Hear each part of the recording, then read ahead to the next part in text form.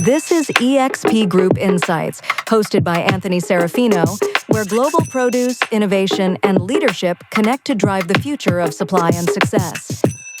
All right, welcome back, Anaheim, California, Exp Group Insights podcast. Been with you all day. I'm Anthony Serafino, the host of our wonderful podcast here, and live from our booth 2543. And listen, we have a very special guest, a very special friend. Okay, a vendor as well, but more importantly, a friend. And I think that's the most important thing. Ami here from BDA, joining us from Anaheim, California. Ami, welcome to the show. Thank you very much for inviting me. Thank you, Anthony. It's a pleasure. I know we had a good dinner the other night, and it was fantastic. Thank you again. But what do you think about the show thus far? Anaheim, California. You've been in the industry quite a bit. What do you think about it? I think the show, it's a pleasure, to come every year to California, to meet all the industry, all the colleagues, friends. I think it's this show. It's amazing. It really is. It's Anthony. I'm doing shows, all around the world, for many years. Berlin, everywhere. Food logistica, food attraction, But Anaheim is special, and California is special. You can meet all the U.S. industry, farmers, colleagues, friends, competitors, whatever, Yeah. So it's interesting, and it's a pleasure to be here. Yeah, and it's great to have you here. And it's just being in Anaheim, and you mentioned it, Ami, with vendors, grower, packer, shipper, distributors, competitors even, but more importantly, friends. It makes you realize how special our industry is and all the great people that bring our industry together. Once a year in Anaheim, but I mean, we both go to all the global shows. You exhibit them all, but this one you don't exhibit, right? You walk it. Why is that? So it's different. So the mindset when you are exhibit, and we have the show that we exhibit. It's a different mindset. It's a different preparation. It's a different stress level. Yeah, you're telling me. So for me to come with our team, all our team with the Road Farm team here in Anaheim, California, and just to walk and to do the meetings and to see all it's a different mindset. But it is. In general, I think trade show, it's you need to, where you want to exhibit, what's your target, how you can be consistent, on shows and stuff in order to be where you want to be, in order to maintain your brand, your goals, your targets. So for me, West Coast is more like we just walk, Yep. Even that we start farming now in California. Oh, you have that? Yeah. That's news. This news. Breaking news here on the podcast. It's a news. Talk about that a little bit. So, actually, we're growing around the world, and we brought the stuff to the East Coast, Of course, we do other the Road Farm product, the carrots to Europe, Africa, but main North America region. What's happened that, according to the brand, after, now people looking to the brand, looking to this quality, looking to this premium carrots, and they ask us to do the baby carrots in order to do a premium brand from California. So baby carrots you can grow because the shelf life is limited. So if you want to do this, you need to be close to the markets. So we find a good partnership in California that we grow. We give the specs, we give the supervision, and we got the baby carrots from California, and then we can do 12 months. Is this what we have here, the baby carrots? Yeah, this is the baby carrot. Let's talk about this. Yeah, so the baby carrot is coming in a different packaging. It's a different variety. Smells great. Yeah, it comes from Arvin, California. Arvin, California. Yep. So this is coming from Arvin, California. This is the baby carrot segment. Is come as a complete for full service year around with baby carrots. So for who doesn't love a baby carrot, right? Yeah. So baby carrot is very popular in the US. It's very convenient as a snack, as a schools, household. It's very convenient. But our focus, it's more on the to bring the customers with the flavored carrots, whatever they like, in order to be with the premium brands, to the market, and then the consumer can get whatever he wants. So for us, we grow it on farming, and we're involved in farming. We're fully integrated. Fully integrated. Fully integrated. So we're involved in farming, and we do the carrots as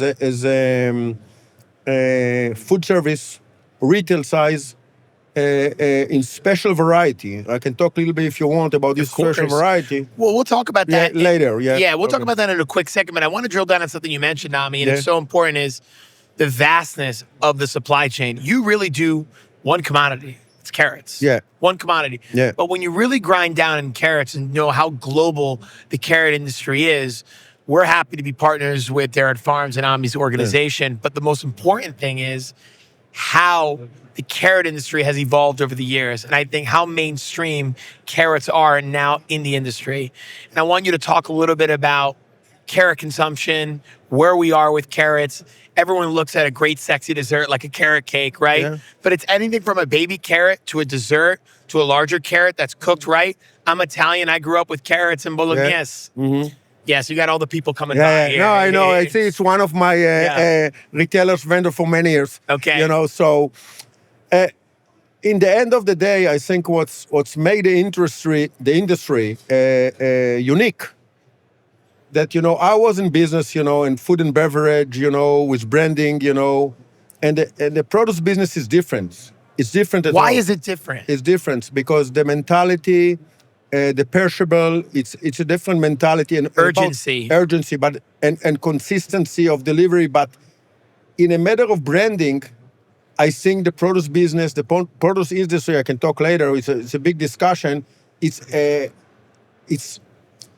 10 years behind the food and beverage. So this is the advantage. You think we're 10 years behind food and beverage? Yes. Why is that? I don't necessarily agree with that. No, I think it's getting closer and closer because the young generation now understand that produce will be more branded, and you can do brand and take the premium on a high level.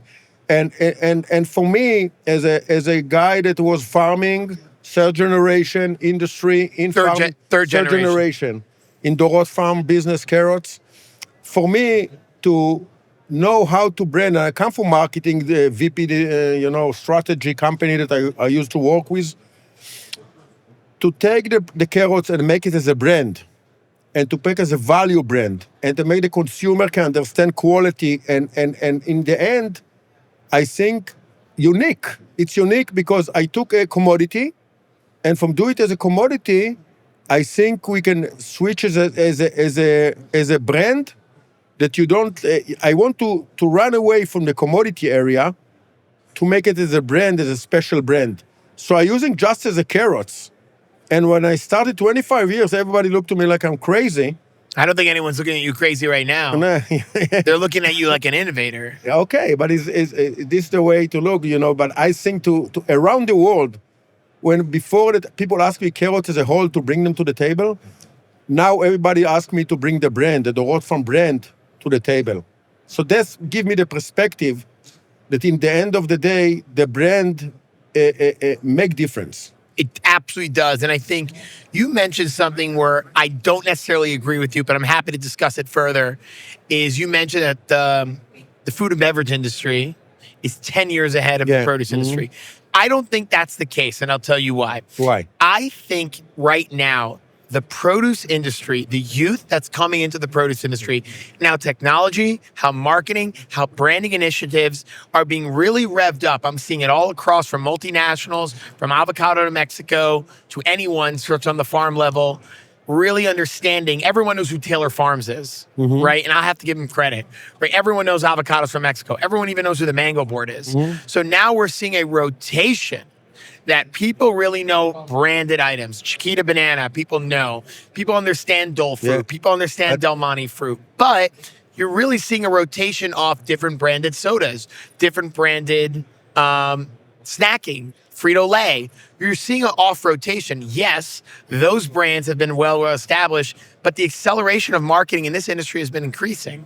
And I think that's generational, Ami. I agree with you. It's generation, and the young generation, I think, bring to the industry more and more what you're talking about, branding. Now you handle the brand in the industry on the produce business. Yep. But if you take, 5, 6, 7 years ago, this is what it is.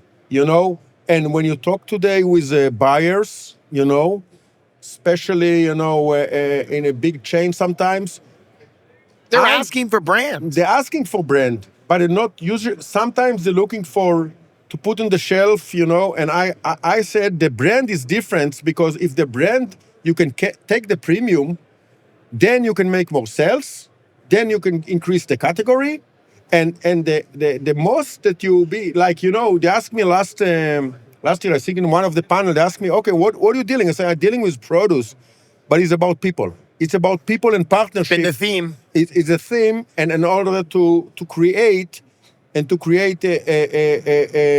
business marketing, in the end, it's the same. The goal is the same: is to increase the category, increase sales, Increase the category, increase awareness, and I think the awareness on the consumer side is increasing tremendously. Okay, so let me ask you that. Okay, so you're also in the tropical business and bananas and Yes. stuff like this. Okay, let's say bananas. If you come to the supermarkets today, okay, how many percentage they say, okay, we see Chiquita or we see others, if we pick it from the shelf, or what is the taste of the of the tropical, that you go, okay, I continue to come to the same supermarket because they have a great product, a great brand, and consistency. Right. I can see in our veg category that I see the consumer that call me, that is coming more and more and more about branding and consistency, quality, supply. So I believe in the brand, but the way that it will be, you will see it about 5, 6 years. You will see more and more consistency by brand and not by to run from the commodity side. Yep. And I will say this as well. In terms of branding, fruit has always been ahead on the branding side than veg. Yeah. If you have a carrot, it's a carrot. If you have lettuce, it's a lettuce, right? But when you see Andy Boy lettuce, everyone knows that lettuce. Ami. When you see Chiquita banana, everyone knows that banana. But it's different categories, whether it's the tropical space or different other commodities.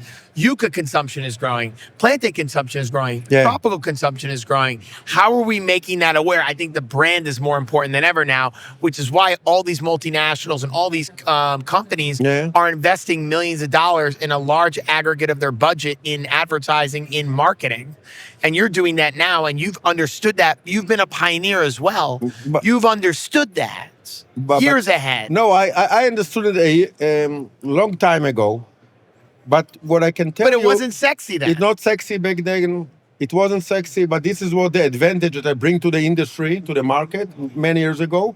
And I can tell you, Anthony, about 10 years when I do this discussion with people, nobody understands what I'm talking about. It's true. And on branding stuff, now more and more I see that is this vision. It doesn't matter which category. But one thing in branding, if you don't have the product, start from the product, because you can't do it if you don't have the foundation of product that you can connect to a good branding stuff. So it's like all the level need to be according to the brand stuff, right?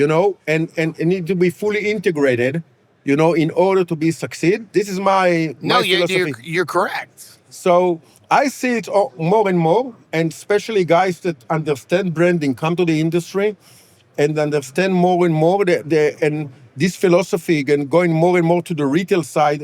And I talk to my retailers and I tell them, listen, we are like partners. I'm not selling to you. I want you to sell more. I want you to increase the category. This is what I want to do. You want to do more with less than less with more. Does that make sense? You want your clientele to grow the category, right? Your clientele base is going to stay pretty firm, but you're growing the SKUs that your clientele can sell. Does that make sense? I can tell you, but I can tell you in my perspective, I just finished a meeting and then I said to some of my... How'd that go? Very good. Okay, good. Just checking up on Ami. So I asked him, why you get to the baby carrots? I say, listen, consumer ask me to get to the baby carrots business with the brand because they want this brand on the shelf with this. It's true. So to extend, like, let's say you take other categories and it's a different discussion on branding and you see what they do.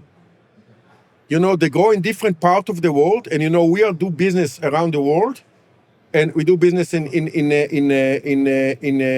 Israel. We do business in Europe. We do business in Africa. We do business in North America, and Canada. North America being and USA, and also Canada. North America being your biggest market.